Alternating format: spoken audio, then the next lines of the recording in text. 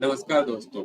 इस वीडियो में हम बात करने वाले हैं कल के मार्केट एनालिसिस के बारे में और देखेंगे कि जो मार्केट की क्लोजिंग हुई है, जो प्रीवियस डे की क्लोजिंग हुई है फ्राइडे की, उसके बेस पे मार्केट का कल क्या रूप हो सकता है, किस डायरेक्शन में जान सकते हैं। जस्ट हम एक केस करने की कोशिश करेंगे और उसके अलावा हमने एक स्टॉक भी पिक किया है AVFRL।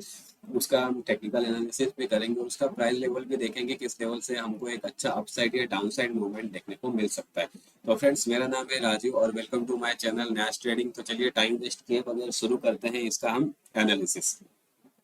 तो एनालिसिस करने से पहले सबसे इम्पोर्टेंट चीज हमको जो ध्यान रखनी है वो, किसी का भी हम एनालिसिस करें, हमने यहाँ पे ये निफ्टी का चार्ट लिया हुआ, हम निफ्टी का एनालिसिस करेंगे।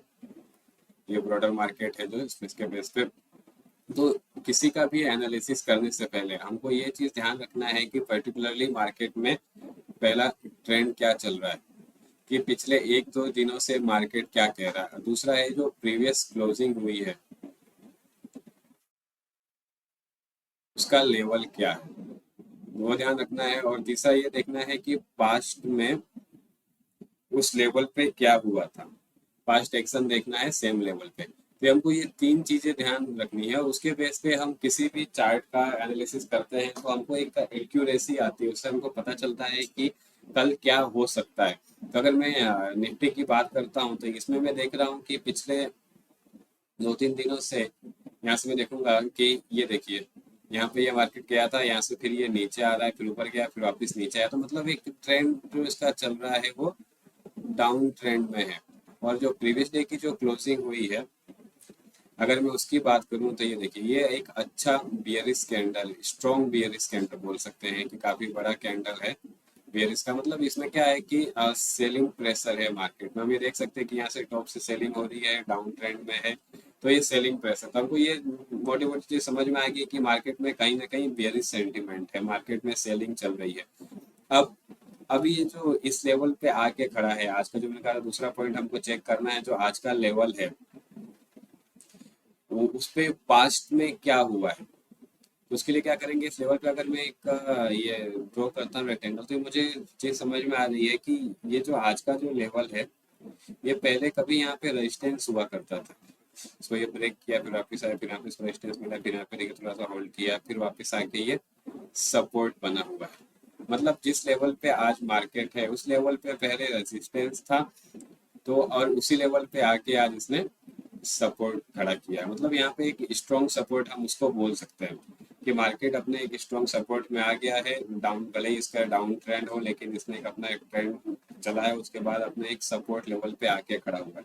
अब नॉर्मल क्या हो सकता है कि अगर सपोर्ट लेवल ब्रेक हो जाए तो नीचे आ जा सकता है, और सपोर्ट लेवल ब्रेक ना होकर यहाँ से बाउंस हो जाए, सपोर्ट करे, तो ये ऊपर जा सकता है। तो इसमें अगर मार्केट सेंटीमेंट नेगेटिव होते हैं, अब ये हमको कैसे डिसाइड होगा कि ये सपोर्ट ब्रेक करेगा या वापस बाउंस करेगा, आज मैं आपको ये कैसे बता सकता हूँ, नहीं बता सकता मैं आज आपको ये, मैं क्या, कोई भी नहीं बता सकता। ये हमको पता चलेगा जब कल मार्केट ओपन होगा तभी, कि मार्केट का सेंटीमेंट क्या है। जो मार्केट का सेंटीमेंट होगा उसके हिसाब से मार्केट डायरेक्शन तय करेगा अपने कि किस डायरेक्शन में जाना है। अगर नेगेटिव सेंटीमेंट होगा मार्केट के, सब जगह बिकवाली चालू होगी तो मार्केट नीचे आएगा। अगर मार्केट का पॉजिटिव सेंटीमेंट होगा, सब जगह बाइंग हो रही होगी, तो यहाँ पे ये मार्केट ऊपर जाने का ट्राई करेगा। तो जो सेंटीमेंट होगा उसके हिसाब से हमको एक्शन लेना है। मान लीजिए कल अगर नेगेटिव सेंटीमेंट होता है, कि हम दोनों चीजों को मान के चलते हैं, हमको नहीं पता कि कल क्या होने वाला है, हम तो जस्ट गेस कर रहे हैं कि अगर ये हुआ तो हमको ये करना है, ये हुआ तो हमको ये करना है। तो ऐसा मान के चलते हैं कि कल मार्केट सेंटीमेंट नेगेटिव रहेगा। नेगेटिव रहेगा तो क्या, इसका जो सपोर्ट का लेवल है, यानी अगर मैं इस कैंडल की बात करूं तो इस कैंडल में, इस कैंडल का जो लो बना हुआ है, यहाँ पे आप देखेंगे कि ये यहाँ पे ये लो दिखा रहा है इसका। जस्ट मिनट,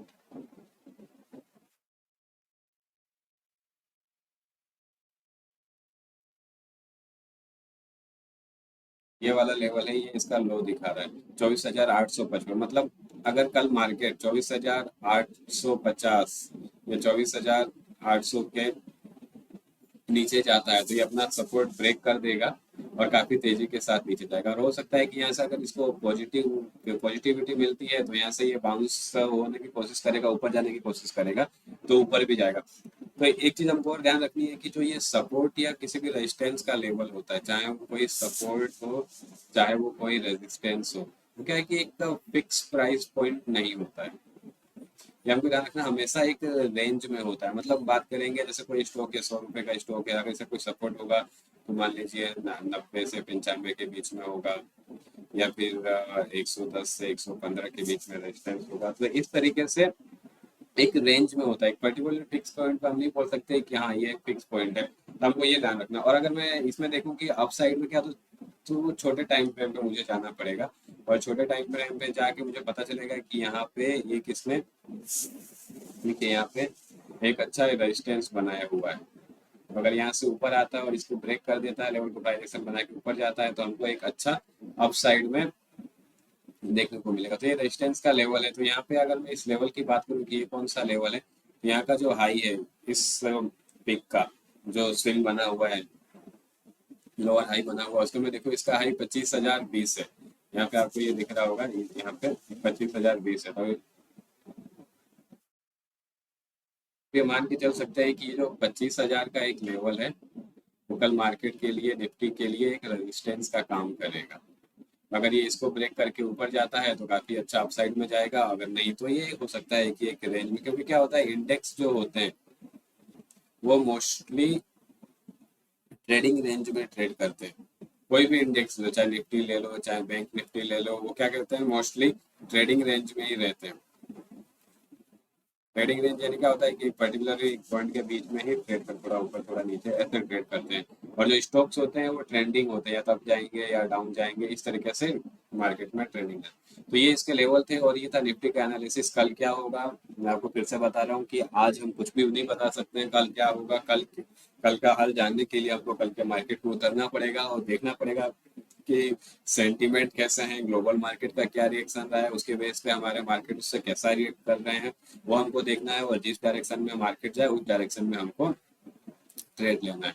तो फ्रेंड्स ये था तो निफ्टी का ओवरऑल एनालिसिस। उसके बाद हम बात करेंगे ABFRL, Aditya Birla fashion limited की। इसमें क्या करना है कि हमको प्राइस का लेवल देखना है कि किस लेवल से हमको बाइंग या सेलिंग की अपॉर्चुनिटी मिल सकती है। तो उसके लिए सबसे पहले जो आज की या कल की जो क्लोजिंग है उसके पास हम एक लेवल ड्रॉ करके देखेंगे कि क्या वो एक सपोर्ट या रेजिस्टेंस का अच्छा लेवल है क्या। तो मैं यहाँ पे ड्रॉ कर रहा हूँ, तो ये निकल के आ रहा है कि हाँ ये एक अच्छा सपोर्ट या रेजिस्टेंस का लेवल यहाँ पे निकल के आ रहा है। देखिए कि यहाँ पे क्या था, यहाँ पे सपोर्ट था, यहाँ पे सपोर्ट है, यहाँ पे सपोर्ट है, यहाँ पे सपोर्ट है, मतलब एक अपने अच्छे सपोर्ट पे है।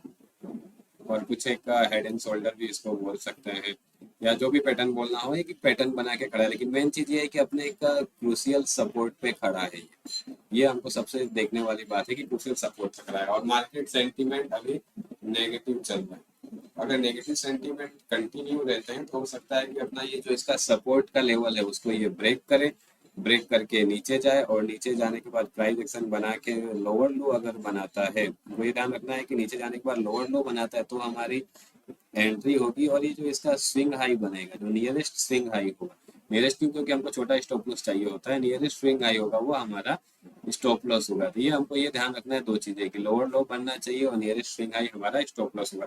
तो इसमें एक देखने वाली बात है कि यहाँ तक बियर्स आए थे, लेकिन उसके बाद यहाँ से काफी अच्छे बुल्स आए और मार्केट को ऊपर लेके गए, इस पर्टिकुलर स्टॉक को ऊपर लेके गए। तो अब ये क्या होता है कि अगर इसको ये ब्रेक कर लेता तो ये हमको ध्यान रखना है कि इसका जो लो वाला लेवल है वहां पे एक अच्छा सपोर्ट फेस करेगा, एक हर्डल फेस करेगा ये नीचे जाने से पहले। अगर इस लेवल को भी ब्रेक कर देगा तो काफी तेजी के साथ नीचे जाएगा।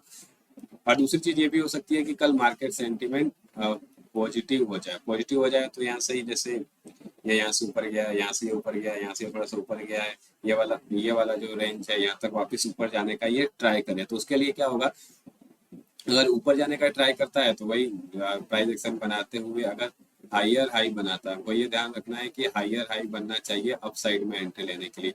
और जो नियरेस्ट स्विंग लो होगा वो हमारा स्टॉप लॉस का पॉइंट रहेगा, ये हमको ध्यान रखना है। दो चीज हमको ध्यान रखनी है, लोअर लो में नीचे जाता है तो लोअर लो स्विंग हाई, और ऊपर जाता है तो हायर हाई स्विंग। नियरेस्ट इसलिए रखना है क्योंकि हमको स्टॉप लॉस छोटे से छोटा रखना है, ताकि हम क्या है कि जो गेन है वो मैक्सिमम ले सके, जो हमको मूवमेंट है जो मार्केट की जो डायरेक्शन और जो शेयर मूव कर रहा है उसमें ज्यादा से ज्यादा परसेंटेज हम अपना गेन कर सकें। तो अगर मैं इसके पर्टिकुलरली लेवल की बात करूं, तो इसका जो बाय का लेवल रहेगा वो रहेगा 313 का।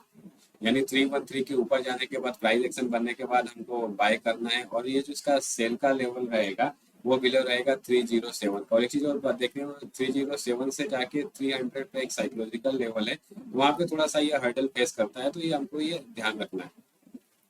और हमको स्टॉप लॉस क्या रखना है, स्टॉप लॉस का मैं फिक्स पॉइंट नहीं बताऊंगा, उसके लिए मैं आपको बताता हूँ कि हमको लेस देन 1% रखना है। यानी स्टॉक की जो वैल्यू है 300 रुपए का स्टॉक है, तो हमको ये 3 रुपए के अंदर का इसका स्टॉप लॉस रखना है। और कितना हमको शेयर लेना है, नंबर ऑफ शेयर कितने लेने हैं, उसके लिए हमारे पास कितना कैपिटल है उसका 1% होना चाहिए। मान लीजिए मेरे पास अगर 10,000 का कैपिटल है तो मैं 100 रुपए का शेयर लूंगा। उसके लिए क्या करना है, 100 डिवाइड बाय 3, जो वैल्यू आएगी 33 या 34 जो भी आती है, 100 डिवाइड बाय 3 करते हैं, तो उसके करने के बाद जो वैल्यू आएगी वो हमारा स्टॉप लॉस रहेगा। मतलब सॉरी, नंबर ऑफ शेयर्स रहेंगे। यानी अगर मैं पर्टिकुलरली इस स्टॉक की बात करूं, अगर आपके पास 10,000 रुपए है और 3 रुपए का आप स्टॉप लॉस लगाते हो, तो 33 शेयर ले सकते हो आप इसके। तो आपका ये टोटल जो लॉस रहेगा, वो अगर लॉस हो जाता है तो 1% के अंदर रहेगा। और हमको जो टारगेट रखना है, टारगेट का भी मैं आपको फिक्स पॉइंट नहीं बताऊंगा, क्योंकि मुझे नहीं मालूम मार्केट कहाँ जाएगा, कैसे जाएगा। तो उसके लिए हमको एक थंब रूल ध्यान रखना है, 1:1 रिस्क रिवॉर्ड रेशियो।